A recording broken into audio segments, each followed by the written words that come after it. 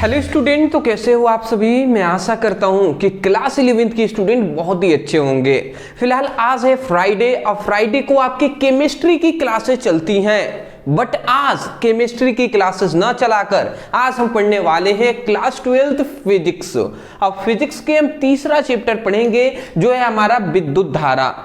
इस चैप्टर के सभी महत्वपूर्ण टॉपिक को हम कवर कराने वाले हैं, जिसमें आपके सभी महत्वपूर्ण टॉपिक होंगे। महत्वपूर्ण जो भी नियम है उसको देखेंगे, महत्वपूर्ण डेरिवेशन देखेंगे, जो PYQ है प्रीवियस ईयर बोर्ड एग्जाम में पूछे गए जो प्रश्न है वो भी सब हम देखेंगे, महत्वपूर्ण परिभाषा देखेंगे। ये सब कुछ इस चैप्टर के देखने वाले हैं। अब मैं यह बात बता दूं कि मैं बोर्ड एग्जाम 2026 के एग्जाम के दृष्टिकोण को देखते हुए उस टाइप के हम क्वेश्चन को करा रहे हैं जो बोर्ड एग्जाम 2026 में पूछे जाएंगे। ठीक है ना। तो बोर्ड एग्जाम 2026 में अच्छा नंबर लाना है कि नहीं लाना है? बिल्कुल लाना है। तो लाने के लिए केवल हमें पढ़ना ही नहीं बल्कि सही क्वेश्चन को पढ़ना भी इंपॉर्टेंट है। अब समय गया दोस्त कि आप एकदम सीक्वेंस वाइज सभी टॉपिक पढ़ रहे हैं, उतना समय नहीं है। अब हमें वही क्वेश्चन पढ़ना है जो हमारे बोर्ड एग्जाम के दृष्टिकोण से इंपॉर्टेंट है और उसी को हम कराने वाले हैं। तो चलिए स्टार्ट करते हैं, एक एक करके हम देख लेते हैं। चलिए मैं आपको बता दूं, यहां पे एक चीज थोड़ी सी यहां पे मिस्टेक की गई है टाइपिंग में। थोड़ा सा मैं ये कहूंगा कि देखिए ये विद्युत विभव तथा धारिता यहां पे लिखा गया है, जबकि विद्युत विभव तथा धारिता नहीं है, जबकि विद्युत धारा ये चैप्टर का नाम है। तो चलिए इसको मैं जब भी पढ़ाऊंगा ना तो इसको मैं काट दूंगा इस तरीके से। आप समझ रहे हैं ना, विद्युत धारा मतलब थर्ड चैप्टर हम पढ़ रहे हैं। मैं आपको बता दूं क्यों हमने विद्युत धारा चैप्टर, आज तो केमिस्ट्री की क्लासेस थी बट आज केमिस्ट्री की क्लासेस न चलाकर क्यों आज हम फिजिक्स की क्लासेस चला रहे हैं। इसका मेन रीजन ये है कि केमिस्ट्री में आपके टोटल 10 चैप्टर हैं और जो फिजिक्स की बात करें तो उसमें 14 चैप्टर हैं। तो केमिस्ट्री की तुलना में फिजिक्स के चैप्टर थोड़ा ज़्यादा है। तो इसीलिए दिवाली में बहुत दिनों गायब हो गए। ठीक है, इस तरीके से बहुत दिन स्टूडेंट बहुत सारे गायब हुए। तो अदरवाइज अब तो थोड़ा सा फोकस हमें करने की आवश्यकता है। फिर अभी 2 दिन के बाद फिर बीच में गैपिंग करेंगे, अभी छठ पूजा आ जाएगा तो इस तरीके से। बट कोई नहीं जी, केमिस्ट्री के फिजिक्स का थोड़ा सा ज्यादा चैप्टर है इसलिए हम करा रहे हैं इसको। चलिए पहला हमारा इस चैप्टर के इंपॉर्टेंट क्वेश्चन आता है कि विद्युत धारा किसे कहते हैं, इसका मात्रक लिखिए। देखिए विद्युत धारा किसे कहते हैं, तो इसका अगर हम परिभाषा की बात करें विद्युत धारा, तो विद्युत धारा का फॉर्मूला क्या होता है, विद्युत धारा। तो विद्युत धारा बराबर होता है आवेश बटे समय। यही हमारा फॉर्मूला होता है ना, विद्युत धारा बराबर आवेश बटे समय। अगर हम संकेत रूप में लिखें तो संकेत रूप में हम क्या लिखते हैं, संकेत रूप में यहां पे लिख दे रहा हूं I = Q/T। यही हम लिखते हैं संकेत में। बिल्कुल सही बात हमने कह दिया। यहां पे हम ये कह रहे हैं कि देखिए समय को ना जब भी हम परिभाषा करते हैं तो उसको दर कहा जाता है। तो हम ये कह सकते हैं कि कोई भी चालक तार है, सपोज डेट ये एक चालक तार है, तो हम ये कह रहे हैं कि किसी चालक में, ध्यान से समझेंगे, किसी चालक में आवेश प्रवाह के, किसी चालक में आवेश प्रवाह के दर को, दर हिंदी समय को दर कहेंगे, तो किसी चालक में आवेश प्रवाह के दर को विद्युत धारा कहते हैं। पहला परिभाषा आपको याद हुआ, ऐसे ही आपको बोल देना है कि किसी चालक में आवेश प्रवाह के दर को विद्युत धारा कहते हैं। इसका मतलब ये हुआ कि कोई भी चालक है, इसमें हम जो आवेश प्रवाहित कर रहे हैं तो उसमें लगा जो समय होगा ना वही क्या कहलाएगा, विद्युत धारा कहलाएगा। तो हम ये कह रहे हैं कि किसी चालक में आवेश प्रवाह के दर को विद्युत धारा कहते हैं। तो यही बात आप बोल देंगे, किसी चालक में आवेश प्रवाह की दर को विद्युत धारा कहते हैं। तो ये तो पहला डेफिनेशन हो गया। दूसरा हम और एक डेफिनेशन कर सकते हैं, यदि यहाँ पे जो समय जो t है तो t के मान को 1 ले लेते हैं। 1 का मतलब एकांक कह सकते हैं या इकाई कह सकते हैं, एकांक या इकाई कह सकते हैं ना। तो यदि हम समय के मान को 1 ले लेते हैं तो उस समय पर जो आवेश होगा ना उस समय पर जो आवेश होगा Q वो क्या होगा, I के बराबर होगा। उस समय जो आवेश होगा वो I के बराबर होगा कि नहीं होगा, बिल्कुल होगा। तो हम ये भी कह सकते हैं कि किसी चालक में, मतलब हम ये कह सकते हैं कि एकांक समय में किसी चालक में प्रवाहित आवेश को विद्युत धारा कहते हैं। समझ रहे हैं, मतलब एकांक समय में प्रवाहित आवेश को विद्युत धारा कहते हैं। तो ये भी आप कह सकते हैं कि नहीं, बिल्कुल कह सकते हैं। तो ये एक दूसरा हम डेफिनेशन यहां पे लिख दे रहे हैं। क्या लिखेंगे कि एकांक समय में प्रवाहित आवेश को क्या कहते हैं, आवेश को विद्युत धारा कहते हैं। ठीक है ना। तो ये हमने शॉर्ट में परिभाषा हमने यहाँ पे लिख दिया है। दोनों ही परिभाषा 100% सही है। ठीक है ना। दूसरी बात मैं बता दूं, राइटिंग पे मेरा उतना ध्यान न दीजिएगा, क्योंकि राइटिंग पे फोकस करता नहीं हूँ, मोस्टली मैं समझाने पे फोकस करता हूँ।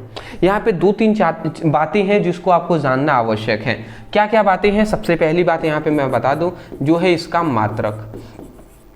तो विद्युत धारा का 2 मात्रक होता है। एक तो मात्रक आप बोल सकते हैं एसआई मात्रक भी कह दिया जाता है, तो जो है एम्पियर। दूसरा आप ये कह सकते हैं कूलाम प्रति सेकेंड। ठीक है ना। तो ये आप बोल दीजिएगा। दूसरा है राशि। तो ये कौन सी राशि होती है? तो विद्युत धारा एक अदिश राशि होती है। देखिए इसमें अभी हम थोड़ा सा डिस्कस कर लेंगे। इसकी अगर बीमा पे बात कर लिया जाए, विद्युत धारा का बीमीय सूत्र जो होता है वो ओनली ए होता है। ठीक है ना, इतना आप बोल देंगे। चलिए इस पर आते हैं। देखिए राशि, बहुत सारे स्टूडेंटों को इस पे कंफ्यूजन होता है। विद्युत धारा एक अदिश राशि होती है, इस बात को याद रखिएगा। परंतु एक और बात याद रखिएगा, विद्युत धारा जो है ना, विद्युत धारा, इसमें क्या होता है, इसमें दिशा भी होता है और परिमाण भी होता है। तो आपने पढ़ा होगा कि वह भौतिक राशि जिसमें दिशा और परिमाण दोनों होते हैं वो सदिश राशि होती है। परंतु हम तो कह रहे हैं कि विद्युत धारा अदिश राशि है। तो बिल्कुल सही बात हम कह रहे हैं। विद्युत धारा में दिशा भी होता है, परिमाण भी होता है, परंतु हम विद्युत धारा को अदिश राशि ही मानते हैं, सदिश राशि नहीं मानते। क्यों? क्योंकि ये भौतिक के नियमों का पालन नहीं करता है। दिशा और परिमाण तो है, परंतु भौतिक के नियमों का पालन नहीं करता है, इसीलिए इसको हम क्या मानते हैं, इसको अदिश राशि माना जाता है। बताइए, कंफ्यूजन दूर हुआ है आपका? मतलब ये बात है कि भौतिक जो विद्युत धारा है वो सदिश राशि, मतलब भौतिक जो विद्युत धारा है उसमें दिशा भी होता है, परिमाण भी होता है, परंतु फिर भी इसको सदिश राशि ना मानकर अदिश राशि ही माना जाता है। इसका कारण कोई पूछ ले तो आप कहेंगे इसलिए क्योंकि जो विद्युत धारा है वो भौतिक के नियमों का पालन नहीं करता। फिजिक्स लॉ है ना, फिजिक्स के लॉ का जो अकॉर्डिंग नहीं कर पाता है, उसके अनुसार ये नहीं चल पाता है। ठीक है ना, उसको फॉलो नहीं करता है। ये बातें हैं जी, स्क्रीनशॉट ले लीजिए। चलिए अच्छी बात है, पहला आपका कंप्लीट। अब देखिए दूसरा हमारा क्वेश्चन आता है। यहाँ पे मैं पहले भी बता दिया हूं, ये चैप्टर है, विद्युत धारा लिख लीजिएगा। ठीक है ना, क्या लिखेंगे? विद्युत धारा। चलिए मैं यहाँ पे लिख भी दे रहा हूं, विद्युत धारा। 3rd चैप्टर हम पढ़ रहे हैं जी। चलिए इतनी बात आप याद रखिएगा। अगला हमारा कह रहा है विशिष्ट चालकता के लिए सूत्र एवं मात्रक लिखिए। तो चलिए हम जान लेते हैं। सबसे पहले हम ये जानेंगे विशिष्ट चालकता होता क्या है, उसके बाद इसका मात्रक राशि जो भी ये लिखेंगे जी। तो यहाँ पे कह रहा है कि किसी चालक के विशिष्ट प्रतिरोध के व्युत्क्रम को हम क्या कहते हैं? विशिष्ट चालकता कहते हैं। मतलब कोई भी चालक है तो किसी चालक के विशिष्ट प्रतिरोध के व्युत्क्रम को हम विशिष्ट चालकता कहते हैं। तो चलिए समझ लेते हैं। यहां पे मैं कह दूं विशिष्ट चालकता। विशिष्ट चालकता का फॉर्मूला होता है 1/, विशिष्ट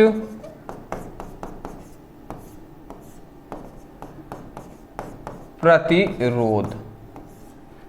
ये आपको यहां पे दिखाई दे रहा होगा। ये हमने क्या लिया है? ये हमने एक फॉर्मूला दे दिया है। चलिए यहाँ पे हमने क्या लिखा है, विशिष्ट चालकता इक्वल टू होता है 1 विशिष्ट प्रतिरोध, ठीक है ना, ये आप याद रखेंगे।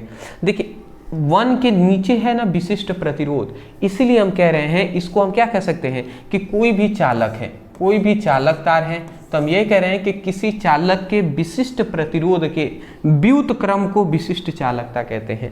नीचे जब होता है तो व्युत्क्रम हम कहते हैं, तो किसी चालक के विशिष्ट प्रतिरोध के व्युत्क्रम को विशिष्ट चालकता कहते हैं। वही लिखा गया है, किसी चालक के विशिष्ट प्रतिरोध के व्युत्क्रम को विशिष्ट चालकता कहते हैं। इसको सिग्मा से, विशिष्ट चालकता को सिग्मा से प्रदर्शित करते हैं और 1 इसको रो से प्रदर्शित करते हैं, तो रो हमने लिख दिया। तो 1 क्या होता है, सिग्मा इज इक्वल टू 1 रो होता है, ठीक है ना। इतनी बात आपको याद रखना पड़ेगा। मैं आशा करता हूं कि आसानी तरीके से आप इसको याद रखेंगे, ठीक है ना। चलिए इतनी बात आप याद रखिएगा। अब 2-3 बातें हैं यहाँ पे याद कर लीजिए। सबसे पहली बात, इसका मात्रक, इसका मात्रक आप याद रखेंगे ohm inverse into metre inverse, ये आप याद रखेंगे इसका मात्रक।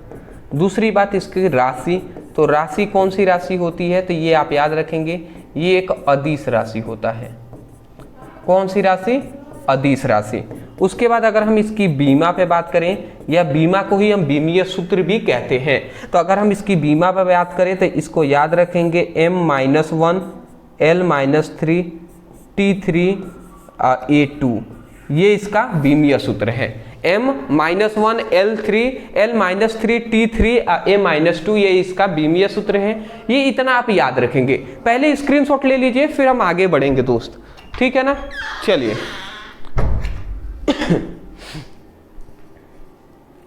हाँ जी, बहुत ही अच्छी बात है। नेक्स्ट अपने क्वेश्चन की ओर बढ़ते हैं। नेक्स्ट हमारा क्वेश्चन आता है, नेक्स्ट हमारा क्वेश्चन विद्युत धारा चैप्टर का आता है, जो है हमारा विद्युत धारा चैप्टर का हमारा नेक्स्ट जो क्वेश्चन आता है वो है विशिष्ट प्रतिरोध क्या है, इसका मात्रक और बीमा लिखिए। तो विशिष्ट प्रतिरोध हमसे पूछा गया, विशिष्ट प्रतिरोध किसे कहते हैं, तो समझ जाइएगा। कह रहा है कि इकाई लंबाई तथा इकाई अनुप्रस्थ काट के क्षेत्रफल वाले चालक तार में उत्पन्न प्रतिरोध को विशिष्ट प्रतिरोध कहते हैं। तो ये बातें हमसे कहा गया है जी। क्या हमसे कहा गया, देखिए इसका अगर हम बात करें विशिष्ट प्रतिरोध का, तो विशिष्ट प्रतिरोध को हम रो से दर्शाते हैं, और रो इक्वल टू एक फॉर्मूला होता है RA/L होता है, ठीक है ना। तो ये आप फॉर्मूला याद रखिएगा सबसे पहले, ठीक है ना। ये फॉर्मूला होता है, जहां पर मैं आपको बता दूं, यहाँ पे समझिएगा बात को, जहां पर ये रो तो आप समझ गए विशिष्ट प्रतिरोध है, यहाँ पे R क्या है, R है यहाँ पे प्रतिरोध, ए क्या है, ए यहाँ पे क्या है दोस्त, तो ए है यहाँ पे अनुप्रस्थ काट का क्षेत्रफल, अनुप्रस्थ काट का क्षेत्रफल, अनुप्रस्थ काट का क्षेत्रफल। एल क्या है, एल है लंबाई,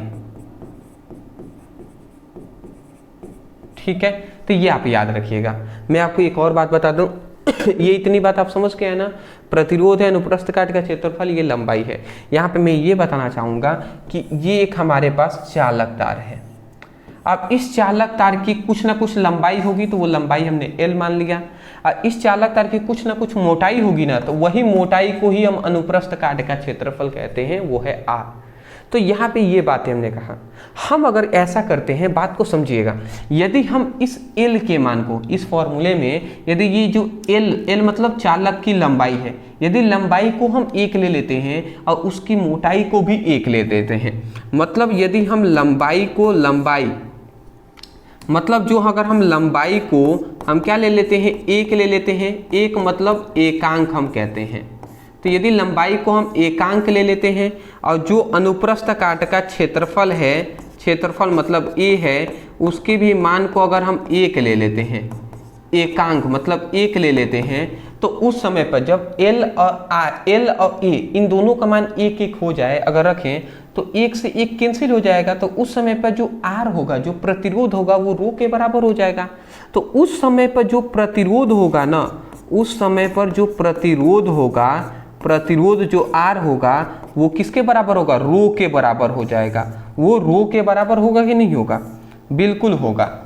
बात आप समझिएगा हम क्या समझाना चाहते हैं, बहुत ही डीप बात हम यहाँ पे कर रहे हैं।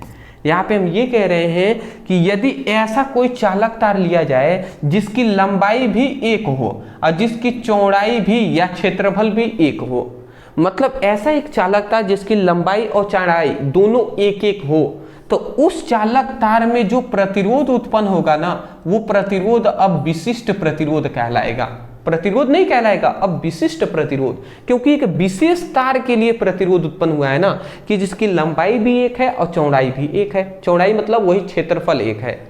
तो हम यही कहेंगे, ध्यान से समझिएगा परिभाषा हम क्या कह रहे हैं। हम ये कह रहे हैं कि इकाई, एकांक भी कह सकते हैं, इकाई भी कह सकते हैं। तो हम कहेंगे इकाई लंबाई तथा इकाई अनुप्रस्थ काट के क्षेत्रफल वाले चालक तार में उत्पन्न प्रतिरोध विशिष्ट प्रतिरोध कहलाता है। बताइए बोल देंगे कि नहीं? आप यहां से भी बोल सकते हैं कि इकाई लंबाई तथा इकाई अनुप्रस्थ काट के क्षेत्रफल वाले चालक तार में उत्पन्न प्रतिरोध विशिष्ट प्रतिरोध कहलाता है। तो बिल्कुल सही बात है जी, वही बात हमने लिखा है कि इकाई लंबाई तथा इकाई अनुप्रस्थ काट के क्षेत्रफल वाले चालक तार में उत्पन्न प्रतिरोध विशिष्ट प्रतिरोध कहलाता है। तो मैं आशा करता हूं कि आपको समझ में आ गया होगा विशिष्ट प्रतिरोध किसे कहते हैं। ठीक है ना? इसका मात्रक आप याद रखेंगे, इसका मात्रक, अब इसको मैं इरेज कर दूं, चलिए इसका मात्रक आप एक बात याद रखिएगा, इसका मात्रक जो हो जाएगा, प्रतिरोध का मात्रक होता है ओम इंटू मीटर। इसका मात्रक क्या हो जाएगा, ओम इंटू मीटर। राशि कौन सी राशि हो जाएगा दोस्त, ये राशि जो होगा वो अदिश राशि होगा। ठीक है ना? ये कौन सा मात्रक हो जाएगा, ओम इंटू मीटर हो जाएगा, अदिश राशि हो जाएगा। इस बात को भी आपको याद रखने की आवश्यकता है। आम नहीं, सॉरी, ओम है। और इसका बीमीय सूत्र पर जहां तक बात करें, मतलब बीमा पे जहां तक बात करें, तो इसका बीमा आप याद रखेंगे ML3T-3A-2। ये इसका बीमीय सूत्र है। इस बीमीय सूत्र को भी आप याद रखिएगा, ML3T-3A-2, ये इसका बीमीय सूत्र है। चलिए, आशा करता हूं कि आपको ये हमारा विशिष्ट प्रतिरोध समझ में आ गई होंगी। नेक्स्ट आते हैं। नेक्स्ट हमारा चौथा जो क्वेश्चन आता है, सेलों के आंतरिक प्रतिरोध से आप क्या समझते हैं? मतलब सेलों के आंतरिक प्रतिरोध, मतलब सेलों के आंतरिक मतलब होता है अंदर, तो सेलों के अंदर वाले प्रतिरोध को परिभाषा देना है। तो चलिए हम समझ लेते हैं दोस्त। यहाँ पे हमने लिखा हुआ है, क्या लिखा है समझिएगा, कि किसी सेल के अंदर विद्युत धारा के मार्ग में उत्पन्न अवरोध को सेलों का आंतरिक प्रतिरोध कहते हैं। मतलब समझे, मतलब अगर आप ध्यान से समझें तो ये हमारे पास एक सेल है, ये हमारे पास एक सेल है, और सेल का यहाँ पे एक देखे होंगे ये इलेक्ट्रोड है जी। इलेक्ट्रोड मतलब एक लोहे का, आप देखे होंगे यहाँ पे छड़ लगा होता है इस टाइप का।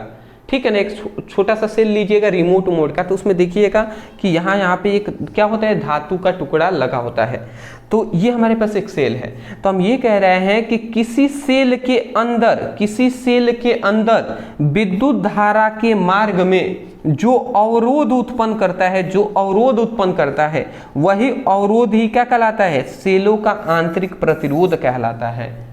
मतलब अगर कोई भी सेल है तो उसमें विद्युत धारा के मार्ग में जो रुकावट उत्पन्न करेगा ना, वही रुकावट ही सेलों का आंतरिक प्रतिरोध कहलाता है, जो है R। तो हम कह सकते हैं कि किसी सेल के अंदर विद्युत धारा के मार्ग में उत्पन्न अवरोध को हम क्या कहते हैं, सेल का आंतरिक प्रतिरोध कहते हैं। और वही लिखा गया है, किसी सेल के अंदर विद्युत धारा के मार्ग में उत्पन्न अवरोध को सेल का आंतरिक प्रतिरोध कहते हैं। तो मैं आशा करता हूं कि सेल का आंतरिक प्रतिरोध जो है वो आपको समझ में आ गई होंगी। ठीक है ना? ठीक है, इसको आप याद रखेंगे ना, सेल का आंतरिक प्रतिरोध। चलिए, इतनी बात आपको समझ में आ गया, अच्छी बात है। ठीक है ना? चलिए इतनी बात आप याद रखेंगे। सेलों का आंतरिक प्रतिरोध का भी जो मात्रक होता है ये आप याद रखेंगे, इसका मात्रक जो होता है वो ओम होता है, ठीक है ना। याद रखेंगे सेलों के आंतरिक प्रतिरोध को स्मॉल आर से प्रदर्शित करते हैं। स्क्रीनशॉट ले लीजिए, आगे बढ़ेंगे हम। चलिए बहुत ही अच्छी बात है। नेक्स्ट अपने क्वेश्चन की ओर बढ़ते हैं। नेक्स्ट हमारा क्वेश्चन आता है कि जो है हमारा सेलों के विद्युत वाहक बल और सेल का टर्मिनल विभवांतर में अंतर स्पष्ट कीजिए। ये बहुत बार क्वेश्चन, ये सभी क्वेश्चन एनसीईआरटी है। अब मैं आपको बता दूं एनसीईआरटी का मतलब ये होता है पूरे हमारे इंडिया में लगभग जगह सभी जगह एनसीईआरटी का फॉलो किया जाता है। सीबीएसई स्टूडेंट को छोड़कर अदर जो भी हैं वो एनसीईआरटी, जैसे यूपी बोर्ड है, बिहार बोर्ड है, Rajasthan board, Jharkhand board, MP board, Uttarakhand board, ये सभी जगहों पर एनसीईआरटी ही फॉलो किया जाता है। तो जितने भी आप अगर यूपी बोर्ड से हैं, बिहार बोर्ड से हैं, एमपी बोर्ड से हैं, राजस्थान, झारखंड, छत्तीसगढ़, उत्तराखंड, जहाँ से भी हैं वो सभी यहाँ से आप पढ़ाई कर सकते हैं। ये सभी के लिए है। मोस्टली मैं यूपी बोर्ड का स्टूडेंट हूँ और यूपी बोर्ड मेरा घर है, ठीक है ना, मतलब यूपी से मैं हूँ। तो यूपी बोर्ड वाले तो स्टूडेंट हमसे पढ़ते ही हैं। अदरवाइज बहुत सारे स्टूडेंट हैं जो एमपी बोर्ड के हैं, झारखंड बोर्ड के हैं, बिहार बोर्ड के हैं, वो कन्फ्यूजन रहते हैं कि सर ये सभी सब्जेक्टिव हम तैयार करेंगे तो हमारे में आएगा कि नहीं। अरे भैया सभी में आएगा, सभी में आएगा, ठीक है ना। क्वेश्चन थोड़ी ना बदलते हैं ज़्यादा। तो ये बातें याद रखिएगा आप, ठीक है। अब कन्फ्यूजन नहीं होनी चाहिए आपको। तो यहाँ पे देखिए अब हमसे दो चीजें कह दिया गया, ठीक है ना। ये आप ये कट कर लीजिएगा, विद्युत धारा विद्युत धारा। चलिए अब हम बात कर लेते हैं। तो सेलों का विद्युत वाहक बल बताना है, फिर से सेलों का टर्मिनल विभवांतर में अंतर स्पष्ट करना है। अच्छा आप सोच रहे होंगे एक और बात आप सोच रहे होंगे कि सर आप बड़े क्वेश्चन नहीं करा रहे हैं क्या, सब छोटे छोटे क्वेश्चन करा रहे हैं, डेरिवेशन, नियम, ये सब तो कराए ही नहीं। तो बिल्कुल हम कराएंगे दोस्त। अभी कितना मिनट हुआ ही, 20-25 मिनट हुए होंगे ज़्यादा से ज़्यादा। अभी तो स्टार्ट हुआ है दोस्त। अभी तो हम बेसिक से लेकर चलेंगे, फिर लॉन्ग भी क्वेश्चन हम कराएंगे, उसके लिए आप परेशान ना होइए, ठीक है ना। तो चलिए सेलों का विद्युत वाहक बल समझ लेते हैं। तो देखिए सेलों का विद्युत वाहक बल, तो यहाँ पे आप क्या लिखेंगे, देखिए लिखा गया है कि एकांक आवेश को पूरे परिपथ में, पूरे परिपथ का मतलब अंदर व बाहरी परिपथ में, अंदर भी और बाहरी परिपथ में, तो एकांक आवेश को पूरे परिपथ में घुमाने में किया गया जो कार्य होता है वही सेलों का विद्युत वाहक बल कहलाता है। मतलब सेलों के विद्युत वाहक बल का फॉर्मूला होता है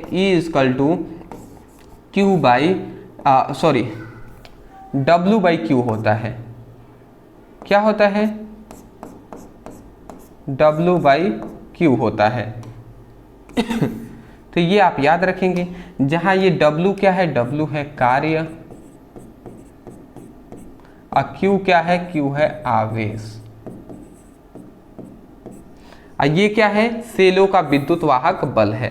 तो हम यही कह रहे हैं, देखिए हम यही कह रहे हैं, सेलों के विद्युत वाहक बल को अगर परिभाषा करें तो एकांक आवेश को पूरे परिपथ में, ये जो हमारे पास एकांक आवेश है, मतलब यदि यहाँ पे ये जो Q है, तो यदि हम Q के मान को अगर 1 कर देते हैं, 1 मतलब आप जानते ही हैं एकांक कहते हैं, 1 को हम क्या कहते हैं, एकांक कहते हैं। तो यदि Q का मान 1 हो जाए तो उस समय पर जो कार्य होगा वो क्या होगा, विद्युत वाहक बल के बराबर हो जाएगा।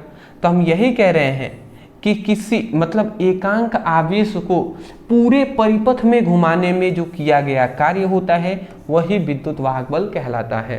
तो वही लिखा गया, एकांक आवेश को पूरे परिपथ में घुमाने में किया गया कार्य सेलों का विद्युत वाहक बल कहलाता है। आशा करता हूँ आप समझ गए होंगे, इतनी बात समझ गए ना। चलिए इसका जहाँ तक अगर हम मात्रक की बात कर ले तो इसका मात्रक जो होता है वो होता है जूल प्रति, क्या होता है, कूलाम होता है, जूल प्रति कूलाम होता है। और इसका मात्रक एक और हम कह सकते हैं वोल्ट भी तो होता है ना। सेलों के विद्युत वाहक बल का मात्रक क्या होता है, वोल्ट भी होता है। इसको भी आप याद रखिएगा, ठीक है। चलिए ठीक है ना, ये आप याद रखेंगे। दूसरा आप याद रखिएगा राशि। तो राशि तो सभी जानते हैं, ये एक अदिश राशि है।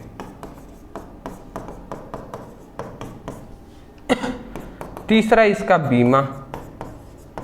तो बीमा आप याद रखिएगा, इसका बीमीय सूत्र भी आप याद रखिएगा, L2T-3A-1 ML2T-3A-1 ये इसका बीमीय सूत्र होता है।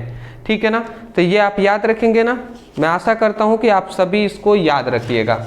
ठीक है, चलिए उसके बाद आता है हमारा सेलों का टर्मिनल विभवांतर। अब सेलों का टर्मिनल विभवांतर क्या होता है समझिएगा। जब सेल परिपथ में विद्युत धारा प्रवाहित कर रहा होता है, मतलब क्या है, जब कोई भी सेल होता है, ध्यान से समझेंगे, सेल का काम क्या है जी, सेल का काम है विद्युत धारा प्रवाहित करना। क्या काम है, सेल का काम है विद्युत धारा प्रवाहित करना परिपथ में। परिपथ मतलब जैसे तार हो गया, इस तरीके से। तो जब सेल परिपथ में विद्युत धारा प्रवाहित कर रहा होता है, तब सेल या बैटरी के दोनों सिरों के बीच मापी गई वास्तविक विभवांतर ही सेलों का टर्मिनल विभवांतर कहलाता है। मतलब समझे कि जब कोई ये एक सेल है, मतलब समझिएगा, एक हम ऐसे थोड़ा सा इमेजिनेशन ऐसे ही बना दे रहे हैं। ये एक विद्युत परिपथ है, यहाँ पे एक कुंजी लगा दिया गया और यहाँ पे एक सेल या बैटरी हमने लगा दिया। अब इस सेल या बैटरी से हम इधर से धारा प्रवाहित कर रहे हैं, यहाँ पे एक हमने बल्ब लगा दिया है, ये जल रहा है। तो जब हम क्या करते हैं, जब सेल पूरे परिपथ में विद्युत धारा प्रवाहित कर रहा होता है, तब सेल के अंदर ये जो सेल या बैटरी के तरीके से दिखाई दे रहा है, जब सेल ये है ना, तो ये सेल को अगर हम फिगर से बना दें तो इस प्रकार होता है। तो सेल का जब हम ये कह रहे हैं कि जब सेल पूरे परिपथ में विद्युत धारा प्रवाहित कर रहा होता है, तब सेल के दो टर्मिनलों के बीच, सेल का ये दो टर्मिनल है, तो तब सेल के दो टर्मिनलों के बीच मापी गई जो वास्तविक विभवांतर होता है, वही विभवांतर क्या कहलाता है, टर्मिनल विभवांतर कहलाता है। समझ रहे, जब इस सेल द्वारा विद्युत धारा प्रवाहित हो रहा है, तो उस समय पर इस सेल के अंदर जो मापी गई वास्तविक विभवांतर है ना, वही विभवांतर सेलों का टर्मिनल विभवांतर कहलाता है। आशा करता हूं आप समझ गए होंगे। तो ये आप याद कर लीजिएगा, ठीक है ना, कि जब सेल पूरे परिपथ में धारा प्रवाहित करता है, तब सेल या बैटरी के दोनों सिरों में मापी गई जो विभवांतर होता है, वही सेलों का टर्मिनल विभवांतर कहलाता है। यहाँ पे एक चीज आप याद रखेंगे कि टर्मिनल विभवांतर V=E/I/R, ये हमारा फॉर्मूला एक होता है, इसको आप याद रखेंगे। ठीक है ना, इसको आप याद रखेंगे। जहां पे ये भी क्या है, ये फॉर्मूला है। भी क्या है, टर्मिनल विभवांतर। भी क्या है, टर्मिनल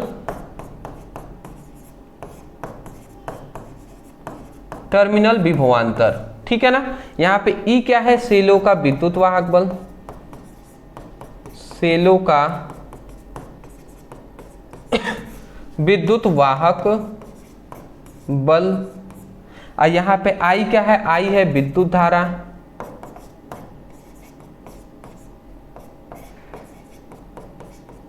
और यहां पे आर क्या है, सेलों का आंतरिक प्रतिरोध। आर क्या है, आंतरिक प्रतिरोध।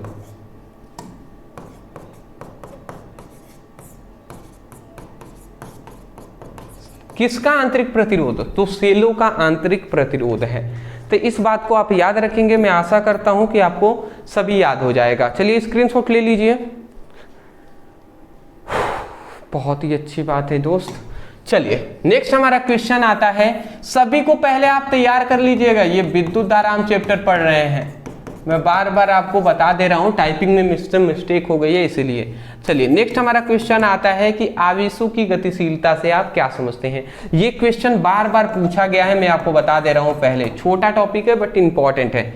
सेलों मतलब आवेशों की गतिशीलता, तो हम क्या कह रहे हैं कि किसी आवेश वाहक का अनुगमन वेग तथा आरोपित वैद्युत क्षेत्र की तीव्रता के अनुपात को आवेश की गतिशीलता कहते हैं। मतलब इसका फॉर्मूला जो होता है आवेश की गतिशीलता, आवेश की गतिशीलता का फॉर्मूला होता है कि किसी आवेश वाहक का अनुगमन वेग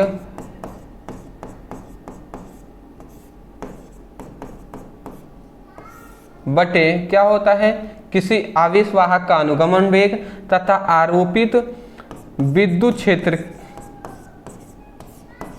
विद्युत क्षेत्र कहें या विद्युत क्षेत्र की तीव्रता के अनुपात को हम क्या कहते हैं, जो क्या कहते हैं, आवेशों की गतिशीलता कहते हैं। इस बात को आपको, इस पॉइंट्स को आपको याद रखना है, ठीक है ना। इस बात को आपको याद रखना है दोस्त, ठीक है ना। आवेशों की गतिशीलता का फॉर्मूला होता है कि किसी आवेश वाहक का अनुगमन वेग तथा उसकी विद्युत क्षेत्र की तीव्रता के अनुपात को आवेशों की गतिशीलता कहते हैं।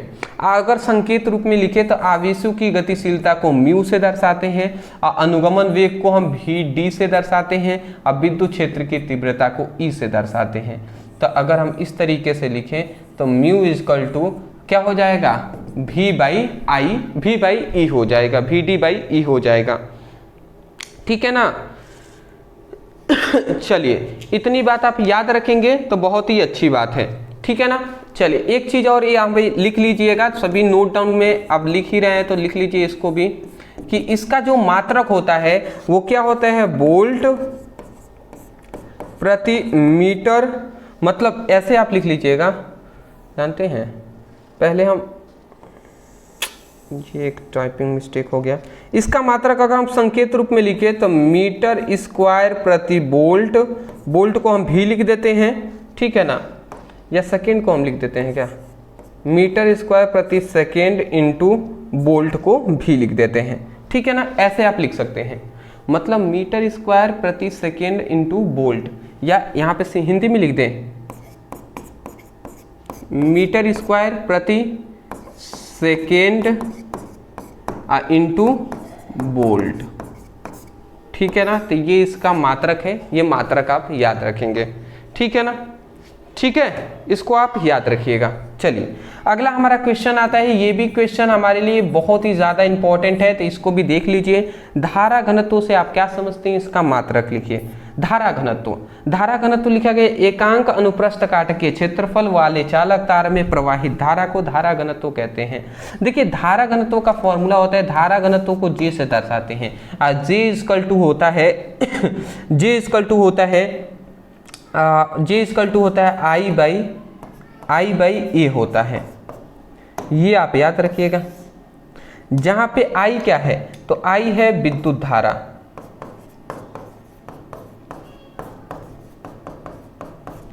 ए क्या है, ए है अनुप्रस्थ काट का क्षेत्रफल, अनुप्रस्थ काट का क्षेत्रफल, ठीक है ना। जे क्या है, धारा घनत्व। तो यहाँ पे हम ये कह रहे हैं बाबू, समझिएगा, हम ये कह रहे हैं कि यदि हम ए के मान को 1 ले लेते हैं, मतलब क्षेत्रफल का मान यदि 1 हो जाए तो उस समय पे जो धारा आई होगा ना वो जे के बराबर हो जाएगा, होगा कि नहीं होगा। तो हम यही कह रहे हैं कि एकांक अनुप्रस्थ काट के क्षेत्रफल वाले चालक तार में, मतलब जिसकी चालक तार की मोटाई 1 हो, वही बात कर रहे हैं, किसी चालक तार की मोटाई जिसकी 1 हो, तो वही कह रहे हैं कि एकांक अनुप्रस्थ काट के क्षेत्रफल वाले चालक तार में प्रवाहित जो धारा होगी ना, जो धारा बहेगी, वही धारा घनत्व कहलाता है। समझ रहे हैं। तो एकांक अनुप्रस्थ काट के क्षेत्रफल वाले चालक तार में प्रवाहित धारा को धारा घनत्व कहते हैं। ठीक है, चलिए आशा करता हूं आप समझ के होंगे। और इतना लिखने के बाद ये फॉर्मूला लिख लीजिएगा, इसका मात्रक एक आप लिख लीजिए। इसका जो मात्रक होता है वो एम्पियर, क्या हो जाएगा, एम्पियर प्रति या एम्पियर मीटर -2 हो जाएगा, या एम्पियर प्रति मीटर स्क्वायर भी कह सकते हैं। स्क्रीनशॉट ले लीजिए फटाफट, टाइम नहीं है दोस्त। चलिए समझ में तो आ रहा है ना। अभी मैं 11th का भी क्लास लिया हूँ, पूरी तरीके से थक गया हूँ, बट क्या करें, मेहनत तो करना पड़ेगा ना दोस्त। मेहनत आपके लिए करना पड़ेगा, मेहनत अपने लिए। केवल देखिए, कोई भी चीज़ में झूठ नहीं कहूँगा, आप भी मेहनत करेंगे तो आप चाहते हैं कि आप कुछ मेहनत करें जिससे कि आप कामयाब हो, आपके माता पिता का जो भी सपना है, आपका जो सपना, अपना घर परिवार का सपना है, उसको पूरी कर सकें। तो मैं ये कह सकता हूँ कि मुझ पर जो विश्वास किए हुए हैं जितने भी स्टूडेंट आप सभी, तो आप सभी का प्यार है जो इतना मेहनत करने पर मजबूर हमें करता है। और मैं मेहनत करता हूँ, ठीक है ना, और भी मैं मेहनत करूँगा। पूरा प्रयास करूंगा। दूसरी बात मैं ये कहूँगा, मेहनत इसलिए भी हम करते हैं कि मैं अपने घर की जो परिस्थितियां हैं, जो मजबूरियां हैं, जो तकलीफ़ें हैं, पैसों की कमी के कारण जो तकलीफ़ें होती हैं वो ना आए, उसके लिए तो हम मेहनत कर रहे हैं ना। तो मैं यही कहूँगा, मन लगाकर आप भी पढ़ाई कीजिए, आप भी मेहनत कीजिए और सफलता सक्सेस हासिल कीजिए, जिससे कि आपकी घर की जो परिस्थितियां हैं वो और बेहतर हो सके। देखिए, मैं कोई मोटिवेशनल स्पीकर तो हूँ नहीं और ना ही मुझे उतना कुछ आता है मोटिवेट करना, बट मैं दिल से यही कहूँगा ना, आप अपने हालात और परिस्थितियों को देखिए और उसको सुधारिए। आप नहीं सुधारेंगे ना, कभी नहीं सुधरेगा, ठीक है ना। आप ही तो हैं जो सुधार सकते हैं। मैं ये कहता हूँ, बहुत सारे स्टूडेंट ऐसा कहते हैं, सर पढ़ाई में मन नहीं लग रहा है, सर पढ़ते हैं पर याद नहीं होता। एक मतलब जो वो भी व्यक्ति है ना जिसको कुछ नहीं आता, वो भी जानता है कैसे हम याद कर सकते हैं। याद करने के लिए एक दृढ़ संकल्प का होना आवश्यक है कि हमें याद करने ही हैं, अब कैसे भी हो सके, कितना भी समय लग जाए उससे मतलब नहीं है, याद करना है। तो क्यों नहीं याद होगा? हर मोटे आदमी को पता है कि पतला कैसे होते हैं, बट क्या वो पतला हो पाते हैं? तो हर मोटा आदमी पतला नहीं हो पाता, क्योंकि जानने से नहीं होता दोस्त, करने से होता है। अगर जो मोटा है वो पतला होना चाहता है तो वो अगर दौड़ेगा, स्वास्थ्य जब सब जानता है कि जिम करना पड़ेगा, जिम का मतलब वो वाला नहीं, एक्सरसाइज करना पड़ेगा, वॉकिंग करना पड़ेगा, रनिंग करना पड़ेगा, डाइट पर कंट्रोल करना पड़ेगा, खाने पर कंट्रोल करना पड़ेगा, इस तरीके से सभी चीज़ें। तो इसी तरीके से आपको भी पता है कि बोर्ड एग्जाम में अच्छा नंबर हम कैसे ला सकते हैं, उसके लिए मेहनत करना पड़ेगा। सभी आपको जो भी chapter wise question answer important है उसको पढ़ना पड़ेगा, बट क्या सभी कर पाएंगे? तो ये जवाब है नहीं। क्यों? क्योंकि जानने से नहीं होगा, करने से होगा। तो आपको क्या करना है दोस्त? आपको करना है। अदरवाइज मैं आपको बता दूं, ये सब जान लिए, अभी और भी हम इंपॉर्टेंट और लॉन्ग क्वेश्चन अब हम देखने वाले हैं। इससे पहले मैं बता दूं कि देखिए, टॉपर आपको बैच के अंतर्गत ये हम पढ़ाई करा रहे हैं, जिसमें फिजिक्स का तीसरा चैप्टर आज हम पढ़ रहे हैं। बट आपको टॉपर बैच के साथ साथ अगर आपका सपना है 80% लाना, 90% लाना, 95% लाना, तो आपको टॉपर नोट्स की भी आवश्यकता पड़ेगी। अब मैं कहूँगा कि प्रत्येक स्टूडेंटों को टॉपर नोट्स ये लेना चाहिए। मैं आपको बता दे रहा हूँ स्पष्ट रूप से कि देखिए, आपकी पूरी फिजिक्स की और पूरी केमिस्ट्री, पूरी फिजिक्स के 14 चैप्टर और केमिस्ट्री के आपके 10 चैप्टर, मतलब 24 चैप्टरों का चैप्टर वाइज सभी महत्वपूर्ण क्वेश्चन आंसर, इंपॉर्टेंट टॉपिक सब उसमें आपके होंगे, रिएक्शन इंपॉर्टेंट सब आपको दिए जाएंगे। और ये 24 चैप्टरों का नोट्स ओनली आपको 199 में हम दे रहे हैं। तो ओनली 199 में आपका मतलब, एक ट्यूशन भी करते होंगे ना स्कूल में, कोचिंग में, तो वहाँ पे 300-400 एक सब्जेक्ट का दे देते होंगे एक महीने का। हम तो पूरे किताब का ही, पूरा आपका बुक का ही आपको निचोड़ हम दे दे रहे हैं। अब पूरे बुक का बुक जैसे नहीं दोस्त, PDF नोट्स है जो व्हाट्सएप पर सेंड किए जाएंगे और उसमें केवल मोस्ट इंपॉर्टेंट क्वेश्चन रहेंगे जो बोर्ड एग्जाम 2026 में आएंगे। अब केवल उतना ही पढ़ना है, केवल उतना ही पढ़ना है आपको, ठीक है ना। तो उसके लिए नीचे व्हाट्सएप नंबर, इस नंबर पर मैसेज करके आप नोट्स ले सकते हैं फिजिक्स केमिस्ट्री का। अगर आप फिजिक्स केमिस्ट्री और हिंदी तीनों का लेना चाहते हैं, जिसमें हिंदी का सभी महत्वपूर्ण आपके 200 ऑब्जेक्टिव होंगे, गद्यांश होंगे, पद्यांश होंगे, जीवन परिचय, कहानी, खंडकाव्य, श्लोक होगा, जो अपठित गद्यांश होंगे, आपके जो पत्र लेखन होंगे, निबंध होंगे, संस्कृत गद्यांश होंगे, सब उसमें होंगे जो महत्वपूर्ण है। तो अगर आप हिंदी का भी लेते हैं तो उसका भी 99 ही है, बट अगर तीनों एक साथ लेते हैं तो 249 रुपये में आपको फिजिक्स, केमिस्ट्री और हिंदी तीनों के मिल जाएंगे। इसमें 50 रुपये के डिस्काउंट आपको दिया जा रहा है, तीनों एक साथ लेते हैं तो नीचे व्हाट्सएप नंबर है, इस नंबर पे मैसेज कर लीजिएगा। जितने भी स्टूडेंट सीरियस हैं उनको मैं कह रहा हूं, अब इस नोट्स को आपको ले लेना है। नोट्स के लिए आपको करना है व्हाट्सएप पे मैसेज, व्हाट्सएप पे मैसेज करके लिखना क्या है आपको, आप कहेंगे sir class 12 physics, chemistry, Hindi का टॉपर नोट्स चाहिए इंपॉर्टेंट वाली, इतना लिख कर मैसेज करेंगे। वहां पे स्कैनर दिया जाएगा, स्कैनर पर पेमेंट कर दीजिएगा। पेमेंट के करने के बाद तुरंत बता दीजिएगा सर पेमेंट हो गया है, इतना लिखकर मैसेज करेंगे। और स्क्रीनशॉट हो सके पेमेंट का तो भेज दीजिएगा, तो तुरंत आपके व्हाट्सएप पर PDF नोट सेंड कर दिए जाएंगे। मैंने पूरी तरीके से विस्तार में यहाँ पे बता दिया है, आशा करता हूँ आप समझ के होंगे। चलिए आगे बढ़ते हैं। इससे पहले मैं बता दूं कि अगर आपने इससे पहले के 2 चैप्टरों का आपको नहीं अगर वीडियो देखे हैं सभी इंपॉर्टेंट क्वेश्चन आंसर का, तो उसका भी लिंक हमने दे दिया है, केमिस्ट्री का भी लिंक दे दिया है, हिंदी का भी, इंग्लिश का भी। दूसरी बात, व्हाट्सएप ग्रुप और टेलीग्राम ग्रुप का भी लिंक है और इंस्टा का भी लिंक है। इन तीनों पर जरूर फॉलो कर लीजिएगा, फ्री में आपको फॉलो करने का अवसर दिया जा रहा है, लिंक डिस्क्रिप्शन बॉक्स में है। अगला यहाँ पे हमारा आता है जो है मुक्त इलेक्ट्रॉनों के अनुगमन वेग से आप क्या समझते हैं। अनुगमन वेग मतलब इलेक्ट्रॉन अनुगमन वेग सिद्धांत द्वारा ओम के नियमों का सत्यापन कीजिए। सबसे पहले हम ये जानेंगे कि अनुगमन वेग होता क्या है, उसके बाद हम जानेंगे कि अनुगमन वेग के सिद्धांत के आधार पर ओम के नियम का सत्यापन कैसे करते हैं। मैं आपको बता दूं ये 2015 से लेकर 2000 मैं कह सकता हूं 25 के प्रत्येक कम से कम 1-2 सेट में हर बार ये आता है, इतना इंपॉर्टेंट है। अब मैं ज़्यादा कुछ नहीं कहूँगा, आप जाकर चेक भी कर सकते हैं, मैं पहले ही कह दे रहा हूँ। तो चलिए अनुगमन वेग समझ लेते हैं। देखिए अनुगमन वेग को ही हम एक और नाम से जानते हैं अपवाह वेग, ये आप नोट डाउन कर लीजिएगा। अपवाह वेग कहे या अनुगमन वेग कहे, दोनों बात एक ही है, ठीक है ना। तो अनुगमन वेग किसे कहते हैं, तो देखिए ये एक मुक्त इलेक्ट्रॉन है, यहाँ पे एक मुक्त इलेक्ट्रॉन है, यहाँ पे एक मुक्त इलेक्ट्रॉन है, यहाँ पे मुक्त इलेक्ट्रॉन है। तो हम ये कह रहे हैं कि जब ये क्या है मुक्त इलेक्ट्रॉन मुक्त इलेक्ट्रॉन है, तो मुक्त इलेक्ट्रॉन क्या करते हैं, वो स्वतंत्र अवस्था में होते हैं, लगातार गति करते रहते हैं। तो जब कोई मुक्त इलेक्ट्रॉन मतलब मुक्त इलेक्ट्रॉन यहाँ से गया, ये मुक्त इलेक्ट्रॉन यहाँ पे जाएगा तो इस इलेक्ट्रॉन से टकराएगा, फिर ये इलेक्ट्रॉन यहाँ पे आएगा तो फिर इस इलेक्ट्रॉन से टकराएगा, फिर इसकी दिशा बदलेगी, इस इलेक्ट्रॉन के पास जाएगा तो इस इलेक्ट्रॉन से टकराएगा। तो इस तरीके से लगातार इलेक्ट्रॉन आपस में टकराते होंगे, टकरा रहे होंगे, बिल्कुल सही बात है। तो हम ये कह रहे हैं कि हम ये कह रहे हैं कि मुक्त इलेक्ट्रॉनों के, ये 2 मुक्त इलेक्ट्रॉन हैं, तो मुक्त इलेक्ट्रॉनों के 2 सतत टक्कर, सतत मतलब लगातार टक्कर, एक टक्कर मतलब यहाँ पे एक टक्कर हुआ है, एक टक्कर यहाँ पे हुआ है।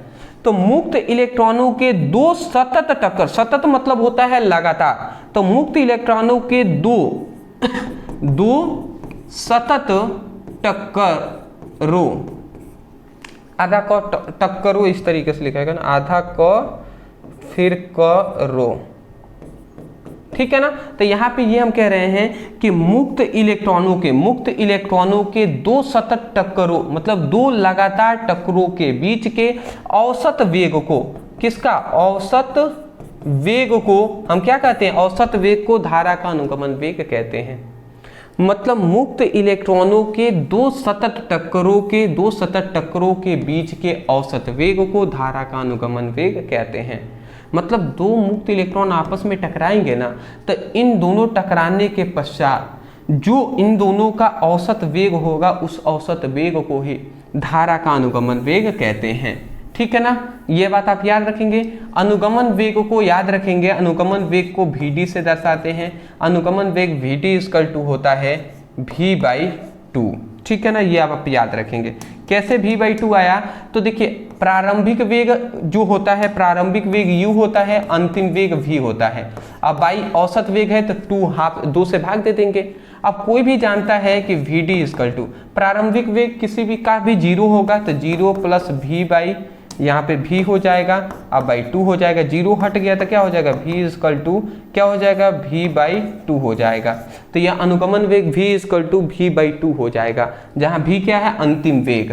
तो ये डायरेक्ट हम यहाँ पे लिख दे रहे हैं कि अनुगमन वेग को Vd से दर्शाते हैं, अब v = v/2 होता है।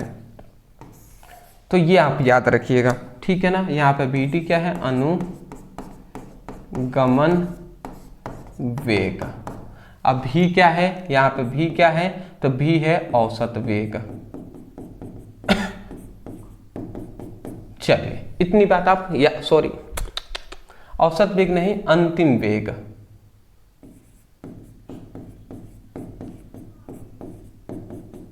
चलिए इतनी बात समझ के आशा करता हूँ। अगला हमारा आता है अनुगमन वेग के सिद्धांत के आधार पर ओम के नियमों का सत्यापन। अब अनुगमन वेग के आधार पर हम ओम के नियमों का सत्यापन करने वाले हैं। बहुत ही इंपॉर्टेंट ये सत्यापन है, इसको आपको समझना पड़ेगा, ठीक है ना। चलिए हम पहले इसको कर लेते हैं, उसके बाद हम आपको बताएंगे कि कैसे कैसे करना है। चलिए यहाँ पे एक शॉर्ट ट्रिक हम बता दें अभी कि आपको करके बताएं। पहले हम आपको कर देते हैं, उसके बाद हम बताएंगे कैसे कैसे हुआ है। एक ट्रिक बताएंगे, उससे आपको ये याद हो जाएगा। ये एक डेरिवेशन है, गणना है। तो हमें क्या करना है, अनुगमन वेग सिद्धांत के आधार पर जो ओम के नियमों का सत्यापन करना है। ओम का नियम क्या कहता है? ओम का नियम ये कहता है कि किसी चालक के भौतिक अवस्था में कोई परिवर्तन न हो तो उस चालक के सिरों पर उत्पन्न विभवांतर उस चालक में प्रवाहित धारा के क्या होता है, समानुपाती होता है। ये विभवांतर है, ये धारा है। अगर इसको हम आगे ले जाते हैं तो ये समानुपाती का चिन्ह हटता है, इक्वल का चिन्ह आता है। तो यहाँ पे एक आर आता है, एक आई आता है, ठीक है ना। तो यही आपका मोस्टली आप याद रखिएगा कि V = R × I। ये I इधर गुणा में है, इधर आएगा तो भाग कर आएगा, तो यहाँ से R का जो मान निकला वो V/I निकला। तो यहाँ से ओम का नियम से एक फॉर्मूला मिलता है। R क्या है, प्रतिरोध। तो प्रतिरोध बराबर विभवांतर बटे धारा, ये फॉर्मूला मिलता है। और यही हमें इसी को प्रूफ करना है। तो चलिए कैसे करते हैं ये हम आपको बता देते हैं। तो ओम के नियम को हमें अगर प्रूफ करना है तो चूंकि हम जानते हैं, हम लिखेंगे, हम क्या लिखेंगे यहाँ पे, चूंकि हम जानते हैं, क्या जानते हैं, विद्युत क्षेत्र की तीव्रता। चूंकि एक फॉर्मूला हम जानते हैं, विद्युत क्षेत्र की तीव्रता E = V/L। ये क्या है, विद्युत क्षेत्र की तीव्रता का विभव प्रवणता और विद्युत क्षेत्र की तीव्रता में संबंध है। ये E = V/L, जहां E विद्युत क्षेत्र की तीव्रता, V क्या है, V क्या है, विभव में परिवर्तन है, L क्या है, दूरी में परिवर्तन। चूंकि हम ये जानते हैं तो इसको हम समीकरण फर्स्ट कर लेते हैं, ठीक है। चलिए तब फिर से हम लिखेंगे, तब हम जानते हैं, तब हम जानते हैं चालक पर, कोई भी चालक तार है, चालक पर लगने वाला बल। चूंकि हम जानते हैं कि चालक पर लगने वाला बल, तो चालक पर लगने वाला बल का एक फॉर्मूला होता है जो होता है F = E × E होता है। जहां F क्या है, चालक पर लगने वाला बल, E क्या है, इलेक्ट्रॉन है, और E क्या है, ये विद्युत क्षेत्र की तीव्रता है। अब आप सोचिए, इस E का मान जो V/L है, वो E का मान हम यहाँ पे रख सकते हैं, बिल्कुल रख सकते हैं। तो अगर हम रखते हैं तो यहाँ से देखिए, यहाँ से क्या मिलता है, देखिए समझिएगा। अगर हम इसका मान रखते हैं तो यहाँ से F = यहाँ पे E हो गया, और ये क्या हो जाएगा, E V, और Y क्या हो जाएगा, L हो जाएगा। ये हमारा होगा कि नहीं होगा, बिल्कुल हो जाएगा। तो यहाँ से E का मान यहाँ पर रखे तो हमें ये मिला। तो इसको समीकरण 2 कर लेते हैं, कर लिए। चलिए यहाँ पे एक काम कर लेते हैं, हम ऐसा कर लेते हैं, क्योंकि जगह का हमें कमी पड़ेगा ही पड़ेगा। चलिए इतनी बात समझ गए। चूंकि फिर से आप लिखेंगे, चूंकि हम जानते हैं, तब एक हम जानते हैं बल का फॉर्मूला, बल का एक फॉर्मूला जानते हैं। बल बराबर क्या होता है, द्रव्यमान गुणे त्वरण। ये फॉर्मूला जानते हैं कि नहीं। तो अगर यहाँ पे द्रव्यमान इधर गुणा में है, इधर आएगा तो भाग करा देगा, तो इधर से A का मान आ जाएगा वो F/m आ जाएगा। ये आएगा कि नहीं, त्वरण बराबर बल बटे द्रव्यमान आ जाएगा ना। तो यही हम लगा देंगे यहाँ पे। तब अगर हम त्वरण का यहाँ पे लिखे, तब त्वरण का यहाँ पे फॉर्मूला आएगा जो है A = F/m। समझ रहे हैं ना, F/m कहाँ से आया, तो ये F/m आ जाएगा। अब समझिएगा हम क्या करते हैं, इस F के मान को, F का मान E V/L है, इस F के जगह पे ये सब रख सकते हैं, बिल्कुल रख सकते हैं। तो अगर हम यहाँ पे रख देते हैं तो ये क्या हो जाएगा, E V/, क्या हो जाएगा, ML हो जाएगा। ई भी बाई एम एल हो जाएगा। बताइए, आप ही बताइए होगा या नहीं होगा जी? बिल्कुल हो जाएगा। चलिए, क्या हो जाएगा, ये एफ के जगह पर ई भी बाई एल हो जाएगा, एम है तो एम हमने लिख दिया। आशा करता हूं आपको समझ में आ गई होंगे। इसको हम क्या कर देते हैं, इसको हम समीकरण 3 कर देते हैं, मतलब फर्स्ट सेकेंड, इसको 3 नहीं इस तरीके से 3 लिख देते हैं जब इसको माने हैं तो ये हमारा समीकरण 3 हो गया। आशा करता हूं कि इतनी बात आपको समझ में आ जानी चाहिए। ठीक है, इतनी बात समझ में आ जाना चाहिए। तब हम यहाँ पे एक और चीज लगाते हैं, हम लगाते हैं तब गति के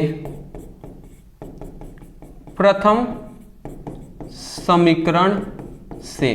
गति का प्रथम समीकरण क्या होता है, v equal to U plus A T, ये फॉर्मूला होता है। गति का प्रथम समीकरण v equal to U plus A T होता है, बिल्कुल होता है। अगर हम इस पर मान रखें, अगर हम इस पर मान रखते हैं तो देखिए क्या मिलता है, v इक्वल टू u है, तो देखिए u जो क्या है, प्रारंभिक, कोई भी वस्तु है उसका प्रारंभिक वेग 0 होता है, तो 0 यहाँ पे हम लिख दे रहे हैं। और a है तो a की जगह पर ये देखिए, e की जगह पर हम ये टोटल मान रख सकते हैं ना, तो हम क्या लिख सकते हैं, e भी और एम एल इंटू टी है तो ये हम t लिख देते हैं।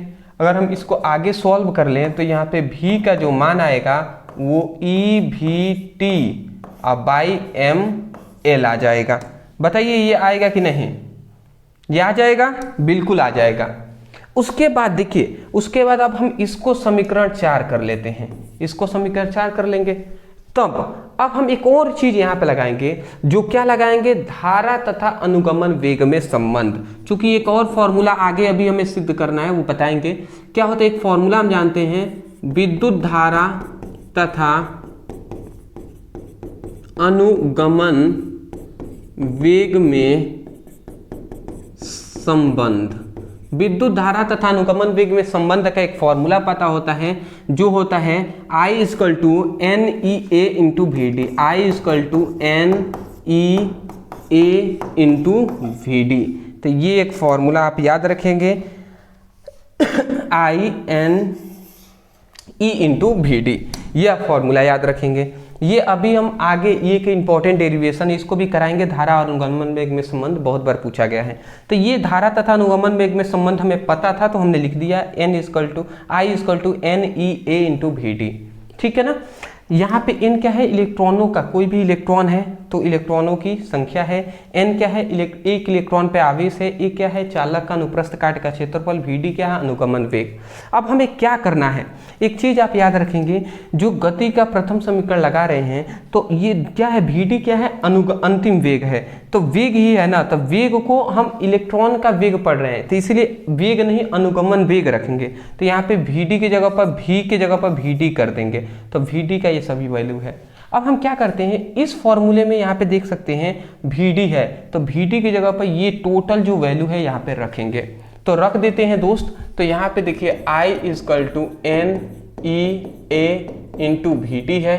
अगर वी की जगह पर एन ई ए, अब वी की जगह पर अगर वैल्यू हम रख दें तो E V T by M L, तो ये क्या है, E V T by M L, यही ना है जी, ये है। अगर हम इसको सॉल्व कर लें तो देखिए n है तो n लिख दिए, क्या है, n है तो n लिख दिए। फिर e में e का गुणा होगा, e का गुणा होगा तो e स्क्वायर हो जाएगा। फिर a है तो a लिख दिए। फिर यहाँ पे देखिए v है तो v लिख दिए, v है तो v लिख दिए हैं। अब देखिए t है तो t लिख दिए हैं, और उसके बाद यहाँ पे m है तो m लिख दिए हैं, और यहाँ पे l है तो l लिख दिए हैं। इतनी बात हमने यहाँ पे लिख दिया ना, चलो इतनी बात लिख दिया। अब समझिएगा ये ml, जो ml है ये इधर क्या है, इधर ये भाग में है, इधर आएगा तो गुणा कराएगा, तो गुणा कराएगा तो क्या हो जाएगा, m इंटू एल अब बाई इंटू आई हो जाएगा, ml इंटू आई, और यहाँ पे किधर हो जाएगा n ई स्क्वायर ए भी क्या है, यहाँ पे विभवांतर है, और t क्या है, समय है। अब हम एक और काम कर देते हैं, बस केवल इस विभवांतर को छोड़कर शेष n ई स्क्वायर ए और t को, इसको इधर गुणा में है, सभी गुणा में है कि नहीं है, इसको हम इधर भेजेंगे तो भाग कराएगा। इधर ये देखिए आई इधर गुणा में है, इसको हम इधर भेज देते हैं, तो इधर गुणा में है, इधर आएगा तो भाग कराएगा, ये आई इधर ये सभी गुणा में है, इधर आएंगे तो भाग कराएंगे। तो समझिएगा, पहले इसको हम क्या कर देते हैं, पहले एम एल है N E square M A T, इसको हम इधर भेजते हैं, सभी गुणा में इधर आएंगे तो भाग कराएंगे, तो N E square A T, ये इधर आ गए, भाग करा दिए। उसके बाद इधर क्या ओनली भी बचा, ये इधर गुणा में इधर आएगा तो भाग करा देगा, तो ये हमारा इधर आकर भाग करा दिया। ऐसा हो सकता है कि नहीं? बिल्कुल हो सकता है। चूंकि हम ओम के नियम से चूंकि हम जानते हैं कि ओम के नियम से हम जानते हैं प्रतिरोध R equal to V by I होता है, ये हम जानते हैं। प्रतिरोध का फॉर्मूला जानते हैं R equal to V by I, तो मतलब V बाई आई जो है वो R के बराबर होगा। तो देखिए जो V बाई आई है ये टोटल R के बराबर होना चाहिए। तो इसका मतलब क्या है, ये जितना भी ये वैल्यू है ना, ये इस R का प्रतिरोध का वैल्यू है। मतलब एक प्रतिरोध एक R बराबर इतना होता है। तो इसके जगह पे हम टोटल के जगह पे R लिख सकते हैं, तो बिल्कुल लिख सकते हैं। तो R लिख दिया, ये V बाई आई है तो V बाई आई लिख दिए। अब देखिए ये इधर भाग में है I, इधर आएगा तो गुणा करा देगा, गुणा कराएगा ना, तो ये V इक्वल टू क्या हो जाएगा, R इंटू आई हो जाएगा, होगा कि नहीं होगा? उसको अगर ये R को हटाते हैं तो ये V समानुपाती I हो जाएगा। यही हमारा क्या है, ये जो हमने यहाँ पे प्रूव किया है, यही हमारा ओम के नियम का सत्यापन है। क्योंकि ओम के नियम में हमें यही बताया गया था कि किसी चालक के भौतिक अवस्था में कोई परिवर्तन ना हो तो उस चालक के सिरों पर उत्पन्न विभवांतर उस चालक में प्रवाहित धारा के समानुपाती होता है। तो यही तो हमें प्रूफ करना था, यही हमें प्रूफ करना था। मैं आशा करता हूं आपको समझ में आ गई होंगी। अभी आपको मैं एक शॉर्ट ट्रिक बता दे रहा हूं, ये ट्रिक आप याद रखिएगा। देखिए ट्रिक हम कैसे ये सब किए हैं। ट्रिक में आपको याद रखना है 5 फॉर्मूले। सबसे पहला फॉर्मूला एक याद रखना है, विद्युत क्षेत्र की तीव्रता E equal to V by L. दूसरा आपको एक फॉर्मूला याद रखना है, बल का F equal to E into e. तीसरा आपको फॉर्मूला याद रखना है जो है त्वरण A बराबर F बाई एम। चौथा आपको फॉर्मूला याद रखना है गति के प्रथम समीकरण से, जो है Vd इक्वल टू क्या होता है, मतलब V equal to U plus A T, V equal to U plus A T. अब पांचवा आपको धारा तथा अनुगमन वेग में संबंध का एक फॉर्मूला होता है, E equal to N E A into Vd। ये आपको याद रखना है। यही 5 फॉर्मूले याद हैं तो आप कर लेंगे। देखिए सबसे पहले हमने E equal to V by L रखा। अब इस E के मान को हमने देखिए यहाँ पे इस वाले फॉर्मूले में रखा, इतना वैल्यू। फिर जितना भी वैल्यू आएगा इस F के मान को फिर हम यहाँ पर रख देंगे। फिर जो भी हम गणना करेंगे उसका A का जो वैल्यू आएगा उसको हम फिर इस फॉर्मूले में रखेंगे। फिर A की गणना करके जो भी V मतलब Vd का जो वैल्यू आएगा, इस Vd के वैल्यू को यहाँ पे रखेंगे। अब वही वैल्यू रखा गया है तो हमारा ये फॉर्मूला प्रूफ हुआ है। ठीक है ना? आप एक बार मिला भी सकते हैं। सबसे पहले देखिए E equal to V by L, फिर इस E के मान को हमने F इक्वल टू, देखिए यहाँ पे E के जगह पर रखा है तो इतना आया है। फिर F का वैल्यू हमने यहाँ पर मान रखा है तो इतना आया है। फिर इस A का वैल्यू हम देखिए A का जो वैल्यू है यहाँ पे रखे हैं तो इतना आया है। फिर इस Vd का वैल्यू इस वाले में रखे हैं, इतना वैल्यू को हम इसमें पुटअप किए हैं यहाँ पे, तब ये गणना किए हैं तो ये हमारा प्रूफ हुआ है। तो मैं आशा करता हूँ ये सब आपको समझ में आए होंगे। तो ये एक ट्रिक है हमारे पास, तो ये इस ट्रिक को आप याद रख लेंगे तो अच्छा रहेगा आपके लिए। ठीक है ना? जिससे आसानी से आप गणना कर सकें। ये बात तो आप जानते ही हैं कि कंसिस्टेंट ये पूछा जा रहा है, बार बार पूछा गया है, तो इसको तैयार कर लीजिएगा। चलिए स्क्रीनशॉट ले लीजिए, आगे बढ़ेंगे।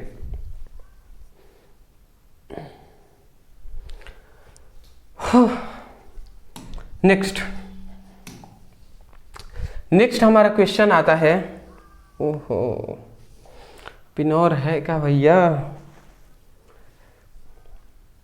चलिए कुछ क्वेश्चन हम देंगे आपको मैं कुछ क्वेश्चन दूंगा कि आप तैयार कर लीजिएगा उसको। अब कौन कौन से क्वेश्चन रहेंगे वो भी आप सुन लीजिएगा। ठीक है ना? पहले इसको कर देते हैं। देखिए अपवाह वेग कहा गया है, क्या है अपवाह वेग? अपवाह मतलब अनुगमन वेग और विद्युत धारा में संबंध बताना है। मैं बता दूं अपवाह वेग अभी हमने बताया है, ठीक है ना? अपवाह वेग अभी हमने बताया है कि किसी चालक के, यही ना हमने अपवाह में बताया था कि मुक्त इलेक्ट्रॉनों के दो सतत टकरों के बीच के औसत वेग को धारा का अनुगमन वेग कहते हैं। तो अनुगमन वेग Vd = V/2 होता है और इसी को अपवाह वेग भी कहते हैं, ये आप जानते हैं। अब हमें जानना है अपवाह वेग और विद्युत धारा में संबंध। तो ये माना कि करके जो हमने यहाँ से लेकर यहाँ तक लिखा है ना, इसको आप यहाँ से लिखिएगा, यहाँ से इतना लिखकर ये लाइनें 4 लाइन लिखना है। क्या हम यहाँ पे बता रहे हैं कि माना एक चालक तार है, आप लिखेंगे माना एक चालक तार है जिसके अनुप्रस्थ काट का क्षेत्रफल a है, जिसमें I धारा प्रवाहित है, जिसमें इलेक्ट्रॉनों की संख्या n है और जिसमें इलेक्ट्रॉन e है और इलेक्ट्रॉनों का जो अनुगमन वेग है वो Vd है। इतनी बात आपको लिख देना है। वही बात लिखा गया है, माना एक चालक तार है जिसका अनुप्रस्थ काट का क्षेत्रफल a है, जिसमें विद्युत धारा I प्रवाहित है, इलेक्ट्रॉनों की संख्या n है तथा इलेक्ट्रॉनों का अनुगमन वेग Vd है। यही बात हमने बोल दिया है। यही बात इस फिगर को बनाकर ये लाइनें आप इसके पास लिख लीजिएगा, इसके आगे, समझ रहे हैं ना। चलिए उसके बाद अब हम गणना करेंगे। अब हमें एक प्रूफ करना है, एक समीकरण जो कि मोस्ट इंपॉर्टेंट समीकरण है, उसी को हमें प्रूफ करना है। देखिए धारा मतलब अपवाह वेग अनुगमन वेग में जो संबंध का एक फॉर्मूला मिलता है वो I = NEA × Vd। ये देख लीजिए, यही हमें फॉर्मूला मिलता है, ठीक है ना, यही हमें फॉर्मूला मिलता है I = NEA × Vd, ठीक है। तो ये आप याद रखेंगे ना। अब इसी को हमें प्रूफ करके लाना है, यही संबंध है जी। तो देखिए हम सबसे पहले हम मान लेते हैं कि ये चालक तार है। अब इस चालक तार में हम ऐसे कर लेते हैं कि एकांक समय में इस चालक में इलेक्ट्रॉनों की संख्या कितनी है, पहले हम ये पता करेंगे। तो हम ये लिख देते हैं कि इकाई समय में, हम ये लिख देते हैं कि यहाँ पे ये एक हमारे पास हेडिंग डाल दीजिएगा, फिर लिखिएगा कि इकाई समय में या एकांक समय में प्रवाहित इलेक्ट्रॉनों की संख्या। तो एकांक समय में प्रवाहित इलेक्ट्रॉनों की जो संख्या होती है वो NA × Vd होता है। मतलब क्या है, जितने, मतलब सबसे पहली बात इसमें जितने इलेक्ट्रॉनों की संख्या उसका गुणा, फिर जितने ये इस चालक तार का जो क्षेत्रफल है उसका गुणा और जितना इलेक्ट्रॉनों का वेग है उसका गुणा। जब तीनों का गुणा कराते हैं तब हमें पता चलता है कि एक सेकेंड में कितने इलेक्ट्रॉन प्रवाहित होते हैं किसी चालक तार में। तो वही हमने लिख दिया है कि एकांक समय में प्रवाहित इलेक्ट्रॉनों की संख्या = होता है NA × Vd। तो ये एकांक समय मतलब एक समय में है, एक सेकेंड में। तो इसी प्रकार अगर हम कहें कि t समय में, अगर हम t समय में प्रवाहित इलेक्ट्रॉनों की संख्या, अगर t समय में प्रवाहित इलेक्ट्रॉनों की संख्या कोई पूछ दे तो NA × Vd है और इंटू एक t इसमें गुणा हो जाएगा, t इसमें गुणा हो जाएगा NAVD × T, ये हमारा गुणा हो जाएगा। तो ये t समय पश्चात इलेक्ट्रॉनों की संख्या है, ठीक है ना। अब इसमें एक चीज और हमें याद रखना है कि एक इलेक्ट्रॉन पे आवेश, ऐसा हम मान लेते हैं कि कोई चालक तार है उसमें एक इलेक्ट्रॉन पर आवेश है, एक इलेक्ट्रॉन पे आवेश जो है वो सपोजिट मान लेते हैं E है, एक इलेक्ट्रॉन पे आवेश E है। तो इसी प्रकार हम मान लेते हैं कि t समय में, मतलब तब t समय में प्रवाहित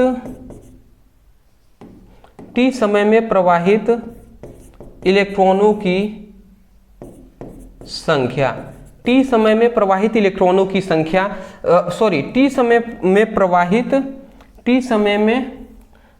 यहाँ पे ये गलत हमने लिख दिया है। मतलब हम ये कह रहे हैं कि एक इलेक्ट्रॉन पे आवेश यदि Q है तो t समय पर इलेक्ट्रॉनों पर आवेश कितना होगा, t समय पर इलेक्ट्रॉन पर आवेश। तो t समय पर इलेक्ट्रॉन पे आवेश जो होगा वो क्या हो जाएगा, पहले तो एक t समय पश्चात इलेक्ट्रॉनों की संख्या जो हो जाएगा NAVD इंटू टी हो जाएगा, और उसके बाद यहाँ पे एक इलेक्ट्रॉन से भी गुणा हम करा देंगे जो है, क्योंकि एक इलेक्ट्रॉन पे आवेश जो होता है वो ई होता है। तो ये हमारा क्यू का सबसे पहले यहाँ से मान निकल गया, ठीक है ना, ये आप याद रखेंगे। तो ये लाइनें आपको सभी को, बहुत सारे स्टूडेंट होते हैं उनको यही लाइनें समझ में नहीं आती हैं। क्यों? क्योंकि बहुत चीज़ें डीप में समझनी पड़ती है कि एक समय में हम प्रवाहित इलेक्ट्रॉनों की संख्या NaVd होता है, तो अगर T समय पश्चात इलेक्ट्रॉनों की संख्या हो जाएगा तो इतने में हम T का गुणा करा देंगे, तो वही किया है NaVd इंटू T कर दिया है। अब दूसरा हमारा काम है कि एक इलेक्ट्रॉन पे यदि आवेश E है तो T समय पर इलेक्ट्रॉन पर जो आवेश हो जाएगा तो इन सभी में हम E का केवल गुणा करा देंगे, NaVdT इंटू E कर दिए, इतना हो गया। तब अब हम क्या करेंगे दोस्त, तब अब हम करेंगे एक चीजें, तब हम करेंगे तब विद्युत धारा विद्युत धारा का एक फॉर्मूला जानते हैं, I=Q/T होता है, I बराबर Q/T होता है, बिल्कुल सही बात है।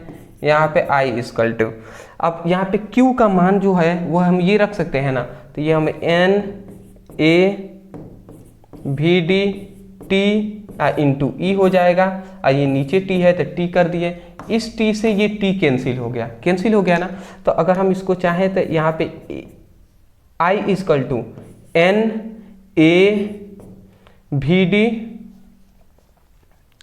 यहाँ पे हम ऐसे लिख सकते हैं ना, देखिए सभी ये गुणा में ही है, Na फिर E भी फिर Vd, ये सब गुणा में है, तो हम ऐसे लिख लेते हैं Na इंटू Vd, क्योंकि गुणा में है तो इधर उधर हम लिख सकते हैं, उससे कोई दिक्कत वाली बात नहीं है। तो एक सीक्वेंस में लिख लिया NeaVd, और यही हमारा क्या हो जाएगा, ये हमारा प्रूफ्ड हमने कर दिए हैं, मतलब अपवाद विद्युत धारा। देख लीजिए यहाँ पे हमने क्या बताया था कि हमें बताना है अनुगमन वेग और विद्युत धारा में संबंध। तो देखिए ये अनुगमन वेग है और ये हमारा विद्युत धारा है, इनमें ये संबंध है, और यही हम बताए थे ना, N=Ea into Vd into A, यही होता है। देख लीजिए प्रूफ भी हो गया है। तो यही हमें प्रूफ करना था, जो कि आसानी तरीके से आपको समझ में आए होंगे। एक दो बार इसको पढ़िएगा, समझिएगा, समझ में आ जाएगा, ठीक है। बहुत सारे स्टूडेंटों को दिक्कत आती है, हो सकता है आपको भी आ रही होगी, तो मैं कहूँगा 3-4 लाइनें हैं, एक दो बार पढ़िएगा, दिमाग में फोकस कीजिएगा, कैसे भी हमें याद करनी ही है तो याद हो जाएंगे, ठीक है ना। तो आप समझ के होंगे, आशा करते हैं। स्क्रीनशॉट पहले ले लीजिए, क्योंकि बहुत बार पूछा गया है। चलिए दोस्त, देखिए 1 घंटे से ज़्यादा हो गए हैं। अब मैं पूरी तरीके से मैं कहूँ ना, बहुत थक गया हूँ मैं करता, पर हो सकता है कि कहीं मैं पढ़ाऊँ अच्छे से ना समझ में आए तो मुझे तकलीफ होता है। तो इसलिए मैं कहूँगा 2 चीज़ें मैं आपको होमवर्क दे रहा हूँ। देखिए दोनों नियम बहुत ही बड़ा है और दोनों आपको याद करने की आवश्यकता है। एक हमारा सबसे पहले किरचॉफ का नियम, देख लीजिए हमने लिख दिया है, ये किरचॉफ का नियम आपके लिए इंपॉर्टेंट है। इसको तैयार कर लेंगे, बिल्कुल कर लेंगे, आशा करता हूँ आप कर लेंगे। क्या लिखेंगे आप लिखिएगा यूट्यूब पर, कैसे करना है आप लिखिएगा, किरचॉफ का नियम ब्रदर सर, इतना लिखकर सर्च कर लीजिए। हमारी एक वीडियो आएगा, उसको पढ़ लीजिएगा, आपका काम कंप्लीट हो जाएगा। मैं फिर से कह रहा हूँ, जितने भी स्टूडेंट देख रहे हैं अभी इसी वक्त सर्च करके ये पढ़ना है, किरचॉफ का नियम ब्रदर सर, सर्च कर लीजिएगा, वीडियो मिल जाएंगे, ठीक है। दूसरा एक और टॉपिक हम आपको यहाँ पे बता रहे हैं, दूसरा एक और टॉपिक हम बता दे रहे हैं, ये विद्युत धारा तो चैप्टर है नहीं, दूसरा एक और टॉपिक हम बता रहे हैं, व्हीट स्टोन सेतु या व्हीट स्टोन ब्रिज, और ये लिख लीजिएगा ब्रदर सर, देख लीजिए यही आपको लिखना है, व्हीट स्टोन सेतु ब्रदर सर, लिखकर सर्च कर लीजिएगा। ये हमारा टॉपिक आएगा, इसको पढ़ लीजिएगा। मैं आपको बता दूं 5 मार्क्स में ये पूछा जाता है। कितना नंबर? 5 मार्क्स में ये पूछा जाता है। और जो किरचॉफ का नियम है, किरचॉफ का नियम है, ये भी नियम आपसे 5 मार्क्स में ही पूछा जाता है। तो ये दोनों टॉपिक को सर्च करके आप पढ़ लेंगे। मैं आशा करता हूं कि जितने भी हमारे सीरियस वाले स्टूडेंट होंगे, जिनको जोश और जुनून है एक अच्छा नंबर लाने का, 90%, 95%, 85% लाने का, वो ज़रूर सर्च करके अपनी पढ़ाई करेंगे। आशा करता हूँ आप समझ गए होंगे। अदरवाइज जाइए अब इतना पढ़ाई कर लीजिएगा, काफ़ी है। इस चैप्टर का और पीछे के 2 चैप्टर हैं, इन सभी का न्यूमेरिकल का एक वीडियो आएगा, आप परेशान नहीं होंगे। पहले हम क्वेश्चन को करा रहे हैं, बीच में आपके न्यूमेरिकल का भी वीडियो आएगा, उसके लिए परेशान नहीं होंगे। टॉपर नोट्स के लिए मैं बता दूं कि पूरी आपकी फिजिक्स, पूरी आपकी केमिस्ट्री और पूरी आपकी हिंदी, इन तीनों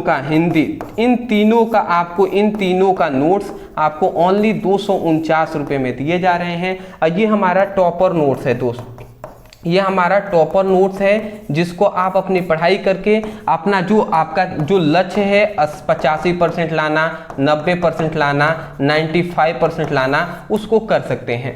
बस जितना हमने नोट्स में दिया है कम से कम ही हमने प्रोवाइड किया है, पर उतना भी आपको तैयार करना ही है, ये मैं कह दे रहा हूँ। नीचे व्हाट्सएप नंबर है, इस नंबर पर मैसेज कर लीजिएगा, कहिएगा कि सर हमें फिजिक्स, केमिस्ट्री, हिंदी का टॉपर नोट्स चाहिए, इतना लिखकर मैसेज कर दीजिएगा, तुरंत वहाँ पे पेमेंट कर दीजिएगा। इस नोट्स आपके हैं व्हाट्सएप पर सेंड कर दिए जाएंगे।